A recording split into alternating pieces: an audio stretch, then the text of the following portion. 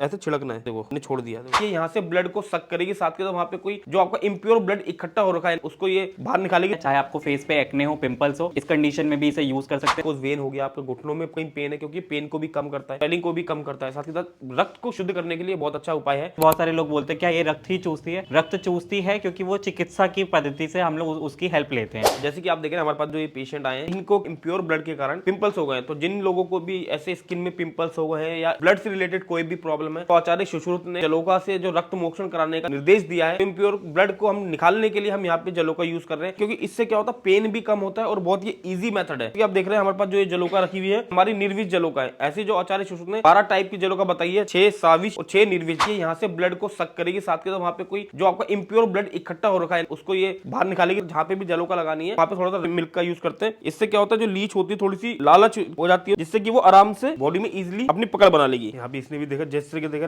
दोनों ने शोल्डर उठा लिए, यानी कि उन्होंने अपने स्थान बना लिया जहाँ से ये ब्लड को सक करेगी। जैसे कि आप देख रहे हैं अभी हमें सिर्फ 25 मिनट हुए और 25 मिनट में देख लो लीच का साइज देख सकते हो, शेप देख सकते हो कितनी बड़ी हो गई। अभी यानी कि हम इसको 15 से 20 मिनट और रखेंगे ताकि उस एरिया का प्रॉपर जो इम्प्योर ब्लड है वो ये सक कर सके। ये जो है लाइपोमा कहलाता है। यहाँ पे जो वात है वो एक्यूमुलेट हो गया है। बेसिकली लाइपोमा ऐसी कंडीशन है जो बहुत सारे लोगों को हो जाता है, एक ग्रंथि टाइप की बन जाती है, पर ये तब तक प्रॉब्लम नहीं क्रिएट करती जब तक इसमें पेन नहीं हो रहा है। इसके लिए हम लोग यहाँ पे लीज थेरेपी करेंगे। कहाँ का लगानी है आपको? सबसे पहला तो वेरिकोज वेन हो गया, आपके घुटनों में कहीं पेन है, क्योंकि पेन को भी कम करता है, स्वेलिंग को भी कम करता है, साथ ही साथ रक्त को शुद्ध करने के लिए बहुत अच्छा उपाय है। जहाँ पे भी आपको ब्लड का कोई इन्फेक्शन दिख रहा है उसके लिए आप यूज करते हैं। ब्लड रिलेटेड कोई प्रॉब्लम्स है, एक्जिमा हो गया, किसी को सोरियासिस हो गया, उसमें भी बहुत अच्छा काम करता है। हमारा ध्यान यही रहेगा कि वो ये ग्रंथि है इसके आसपास ही ये लीच चिपके, ताकि वहां पे जो इम्प्योर ब्लड है वो सक कर सके। तो यहाँ पे जो लाइपोमा है उस पे हमने यहाँ पे लीच लगा दी है। तो ये लीच जो है अब अपना काम जो है वो शुरू करेगी। विशुद्ध रक्त जो है यहाँ पे उसे ये सक करेगी। अब इसको हटाने के लिए आपको क्या करना है, ये हरिद्रा चूर्ण है, नॉर्मल हल्दी, इसको आपके इसके ऊपर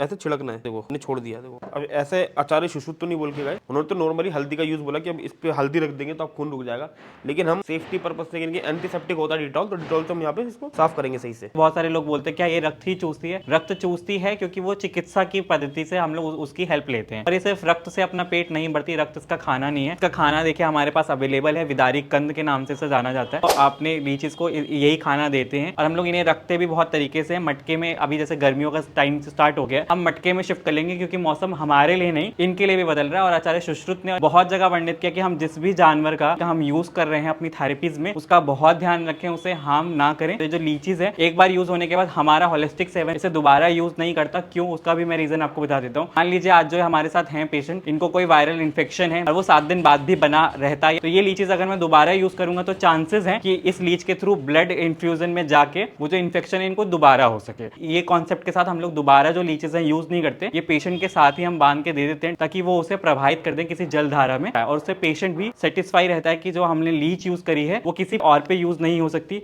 20 मिनट्स हो गए हैं अराउंड। हम इसे यहाँ से रिमूव करेंगे। यहाँ पे हम टर्मरिक यानी हल्दी का यूज कर रहे हैं कि लगाते ही लीच जो है अपने आप वहां से जगह जो है वो छोड़ देती है। ठीक है, तो यहाँ पे हम लोगों को इसे खींचना नहीं है क्योंकि इससे स्कार बन सकता है। इस बात का हमें ध्यान रखना होता है। हमें सिर्फ हल्दी जो है उसे इसके माउथ पे लगाना है। देखिए छोड़ दिया इसने बहुत इजीली, और इस पे हम पट्टी कर देंगे ताकि ये जो वुड है वो 5 से 6 घंटे में ठीक हो जाए। उसके बाद हमें क्या करना, एक कॉटन पे ऐसे हरिद्रा रख देने, जैसे कि आचार्य सुश्रुत ने बताया, ऐसे आपको वहाँ पे टेपिंग कर दी है ताकि जिससे कि इनका जो ब्लड है वो बाहर ना निकले। अब ऐसे ही इनको कम से कम 3 से 4 सीटिंग लगेगी। अगली सीटिंग हम जो करेंगे 1 हफ्ते बाद करेंगे ताकि जो ये लीच के जो जख्म है जब तक ये भी भर जाएंगे। तो आपको भी ऐसी कोई दिक्कत है तो आप हमारे पास आके लीच थेरेपी ले सकते हैं। इससे जुड़ी कोई और समस्या हो तो नीचे दिए गए नंबर पर कॉल कर सकते हैं, हमसे बात कर सकते हैं। धन्यवाद। मेरी मंच।